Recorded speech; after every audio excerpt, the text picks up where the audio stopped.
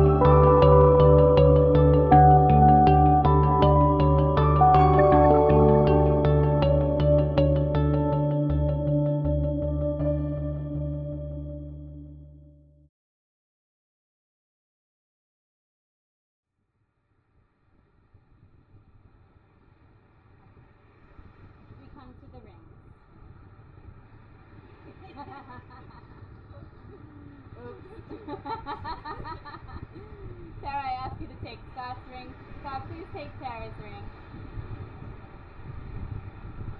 We'll hold these rings flat in our hands as we ponder that these rings, in their unbroken wholeness, are tokens of your union and of your love.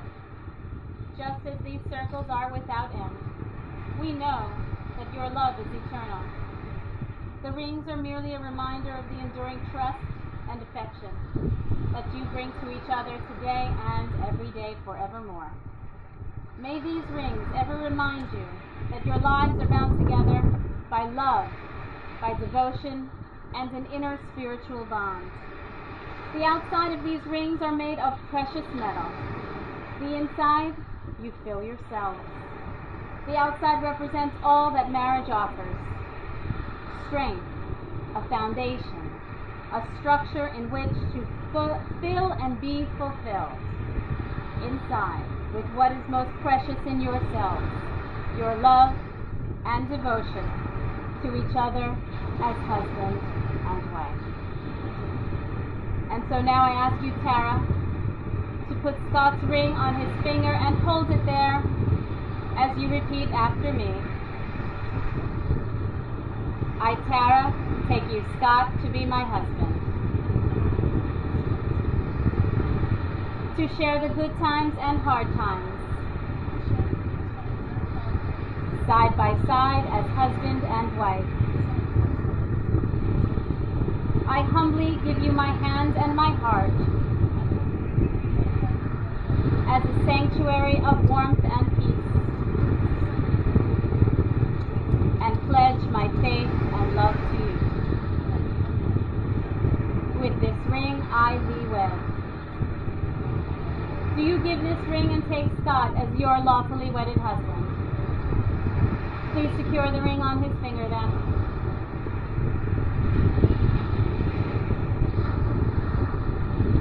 Scott, I ask you to take Tara's ring, put it on her ring finger, hold it there, and repeat please after me.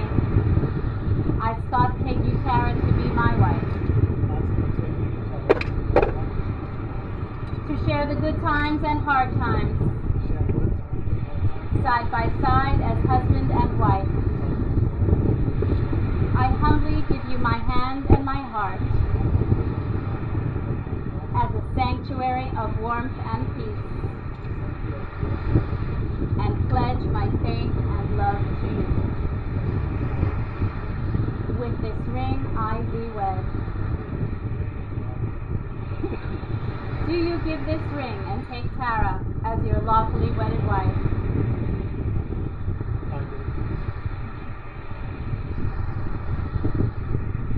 Secure the ring on her finger.